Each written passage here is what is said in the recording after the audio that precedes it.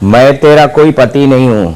हैं तुमको एक थाली में आसानी से सब मिल गया, सर तुमको कदर नहीं है। मैं जा रहा हूँ यहाँ से। कभी एंटरटेनमेंट क्वीन राखी सावंत की लाइफ किसी टीवी सीरियल की कहानी सी लगती है। पहले तो राखी सावंत ने सालों तक अपने पति को दुनिया से छिपाया।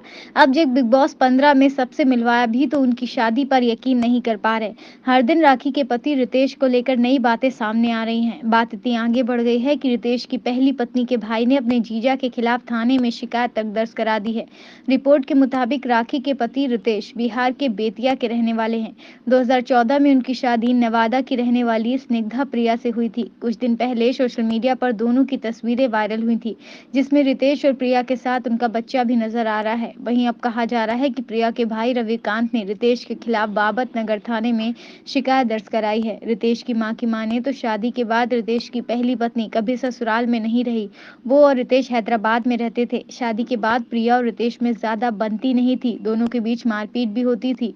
इसी वजह से प्रिया अपने मायके में रहती थी। रिपोर्ट्स में ये भी कहा गया है कि रितेश पेशे से इंजीनियर हैं और हैदराबाद में रहते हैं।